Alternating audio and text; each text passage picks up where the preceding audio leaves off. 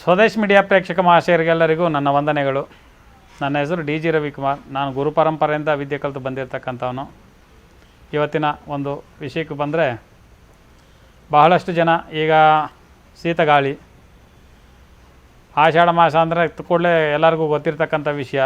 ವಿಪರೀತ ಗಾಳಿ, ನೆಗಡಿ, ಕೆಮ್ಮು, ಕಫ ಈ ರೀತಿ ಸಮಸ್ಯೆಗಳು, ಅಥವಾ ಅಸ್ತಮ, ಅಲರ್ಜಿ, ಇನ್ಫೆಕ್ಷನ್ನು ಈ ರೀತಿ ಬಹಳಷ್ಟು ಜನಗಳಿಗೆ ತೊಂದರೆ ಕೊಡ್ತಾ ಇರ್ತಕ್ಕಂಥ ಒಂದು ಸಮಸ್ಯೆ ಇದು ವೆದರ್ ಇದು. ಈ ಒಂದು ಸಮಸ್ಯೆಗೆ ಏನು ಸೂಕ್ತ ಪರಿಹಾರ ಅಂತ ಕೆಲವರು ಕೇಳಿದ್ರು. ಕಫ ಗಂಟ್ಲಲ್ಲಿ ಕಟ್ತಾ ಇದೆ, ಏನು ಮಾಡ್ಬೇಕು ಸ್ವಾಮಿ ನಾವು?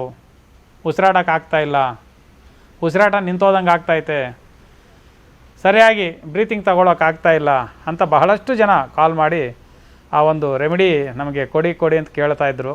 ಅದಕ್ಕೆ ಇವತ್ತೊಂದು ರೆಮಿಡಿನ ನಾನು ಹೇಳೋಕ್ಕೆ ಇಷ್ಟಪಡ್ತೀನಿ. ಅದು ಗಂಟ್ಲಲ್ಲಿ ಕಫ ಕಟ್ಟಿರೋದಾಗ್ಬೋದು, ಶ್ವಾಸನಾಳಗಳಲ್ಲಿರ್ತಕ್ಕಂಥ ಕಫ ಆಗಿರ್ಬೋದು, ಮತ್ತು ಈ ಒಂದು ಕಫದಿಂದ ಏನೇನು ಬಳಲ್ತಾ ಇದ್ದಾರೋ ಆ ಸಮಸ್ಯೆಗಳಿಗಾಗಿರ್ಬೋದು.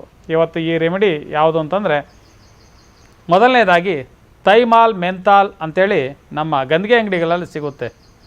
ಅದನ್ನು ಅಮೃತಾಂಜನು ಇಂಥ ದೊಡ್ಡ ದೊಡ್ಡ ಕಂಪ್ನಿಗಳವರು ಕೆಲವು ತಲೆನೋವು ಇದಕ್ಕೆ ಎಲ್ಲದಕ್ಕೂ ಬಳಸ್ತಾ ಇರ್ತಾರೆ.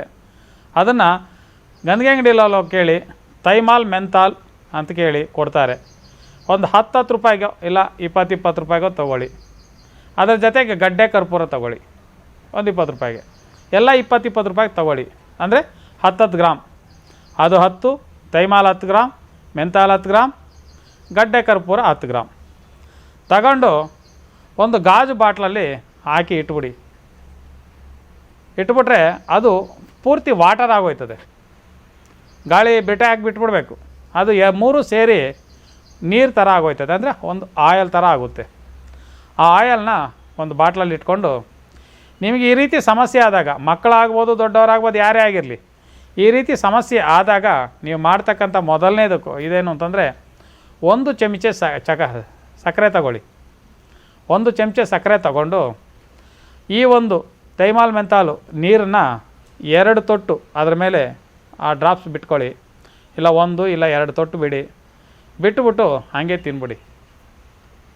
ಟೋಟಲಾಗಿ ತಿಂದಾಗ ಈ ಗಂಟ್ಲಲ್ಲಿ ಇರ್ತಕ್ಕಂಥ ಕಫ ಆಗ್ಬೋದು, ಶ್ವಾಸನಾಳಗಳಲ್ಲಿರ್ತಕ್ಕಂಥ ಕಫ ಆಗ್ಬೋದು, ಅಸ್ತಮಾಯಿಂದ ಬಂದಿರತಕ್ಕಂಥ ಕಫ ಆಗ್ಬೋದು, ಇಲ್ಲ ಥಂಡಿ ಪದಾರ್ಥಗಳು, ಬಾಳೆಹಣ್ಣು ಮತ್ತು ಮೊಸರು, ಇದು ತುಪ್ಪ, ಈ ಶೀತ ಪದಾರ್ಥಗಳು ತಿಂದಾಗ ಬಂದಿರತಕ್ಕಂಥ ದಂಟಿನ ಸೊಪ್ಪು, ಇಂಥವೆಲ್ಲ ಈ ಸಮಸ್ಯೆಗಳಿರ್ತಕ್ಕಂಥವ್ರು ಇವನ್ನೆಲ್ಲ ಬಿಡಬೇಕಾಗುತ್ತೆ. ಯಾವುದು? ದಂಟಿನ ಸೊಪ್ಪು, ಬಾಳೆಹಣ್ಣು, ತುಪ್ಪ, ಮೊಸರು, ನಂತರ ಸೀತಾಫಲ, ಸೇಬೆಕಾಯಿ ಇಂಥವನ್ನೆಲ್ಲ ಬಿಡಬೇಕಾಗುತ್ತೆ. ಬಿಟ್ಟರೆ ಭಾರಿ ಒಳ್ಳೆಯದು. ಅಂಥವರು ಈ ಒಂದು ಸಮಸ್ಯೆಯಿಂದ ಬಂದಿರತಕ್ಕಂಥದ್ದು ಇಮಿಡಿಯೇಟ್ಲಿ ಅವರಿಗೆ ಗುಣ ತೋರಿಸ್ತದೆ. ಮೂಗಲ್ಲಿ ಇದು ಕಟ್ಕೊಂಡಿರ್ತದೆ, ಕಫ ಕಟ್ಕೊಂಡಿರ್ತದೆ, ಉಸಿರಾಡೋಕ್ಕಾಗಲ್ಲ, ಅಂಥವ್ರಿಗೂ ಕೂಡ ಇಮಿಡಿಯೇಟ್ಲಿ ರಿಲೀಫ್ ಆಗುತ್ತೆ. ಇದು ಈಗ ಯಾವುದೋ ಹೊಸದಾಗಿ ಒಂದು ಕಾಯಿಲೆ ಬಂದಿದೆ, ಅದಕ್ಕೂ ಸೇರಿಸೇ ಇದು ಆಗುತ್ತೆ, ಸಂಪೂರ್ಣವಾಗಿ ಗುಣವಾಗುತ್ತೆ. ಯಾರೂ ಇಂಜರಿ ಆಗಬೇಕಾ ಅವಶ್ಯಕತೆ ಇಲ್ಲ. ಇದನ್ನು ತಿನ್ಬೋದೇನಪ್ಪ, ಇದೇನೋ ಸಮಸ್ಯೆ ಆಗುತ್ತೇನೋ ಅಂತ ಇಲ್ಲ. ಅದು ಔಷಧಿ. ಅದು ಮೇಲ್ಗಡೆ ಹಚ್ಕೊಂಡ್ರೆ ಒಳಗೆ ಚರ್ಮ ರೋಗಕ್ಕೂ ಒಳಕೋಯ್ತದೆ, ತಗೊಂಡ್ರೆ ಒಳಕೋಯ್ತದೆ. ಹಂಗೂ ಒಳಕೋಗುತ್ತೆ, ಹಿಂಗೂ ಒಳಕೋಗುತ್ತೆ. ಯಾವುದೇ ಸಮಸ್ಯೆ ಇಲ್ಲ, ತಗೋಬೋದು. ತಗೊಂಡು 2 ಡ್ರಾಪ್ಸು, ಮಕ್ಕಳಿಗಾದರೆ 1 ಡ್ರಾಪ್ ಹಾಕಿ, ದೊಡ್ಡವ್ರಿಗಾದರೆ 2 ಡ್ರಾಪ್ಸ್ 3 ಡ್ರಾಪ್ಸ್ ತಗೋಬೋದು. ಹಾಕ್ಕೊಂಡು ತಗೊಂಡಾಗ ಏನಾಗುತ್ತೆ ಅಂತಂದರೆ ಇಮಿಡಿಯೇಟ್ಲಿ ರಿಲೀಫ್ ಗೊತ್ತಾಗುತ್ತೆ ನಿಮಗೆ.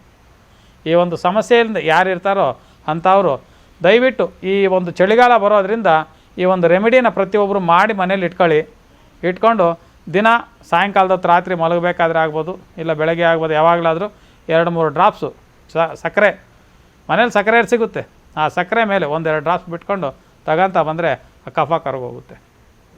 ಈ ರೀತಿ ನಿಮಗೆ ನೀವಾಗಿ ಮಾಡ್ಕೊಳ್ತಕ್ಕಂಥದ್ದು. ಫೋನ್ ಮಾಡಿಬಿಟ್ಟು ಸ್ವಾಮಿ ಅದು ನಮಗೆ ಸಿಕ್ಕಿಲ್ಲ, ಆ ಆಯಲ್ ಇದ್ದರೆ ನೀವೇ ಕಲಿಸ್ಕೊಡಿ ಅಂತ ಕೇಳೋಕೆ ಹೋಗಬೇಡಿ. ಎಲ್ಲರಿಗೂ ಪ್ರತಿಯೊಬ್ಬರಿಗೂ ಸಿಗುತ್ತೆ, ಹುಡುಕಬೇಕು. ನಿಮ್ಮ ಆರೋಗ್ಯ ನಿಮ್ಮನ್ನು ಹುಡ್ಕೊಂಬರಲ್ಲ, ನಿಮ್ಮನ್ನು ಹುಡ್ಕೊಬಂದಿರೋದು ನಿಮ್ಮ ಅನಾರೋಗ್ಯ ನಿಮ್ಮನ್ನು ಹುಡ್ಕೊಬಂದಿದೆ. ನೀವು ಆರೋಗ್ಯನ ಹುಡ್ಕೊಂಡೋಗಿ, ನೀವು ಕೂತಿರೋ ಜಾಗಕ್ಕೆ ಎಲ್ಲ ಬರಲ್ಲ. ಅದನ್ನು ನೆನಪಲ್ಲಿಟ್ಕೊಂಡು ನಿಮಗೆ ನೀವಾಗ ಮಾಡ್ಕೊಳ್ಳಿ. ನಮಸ್ಕಾರ.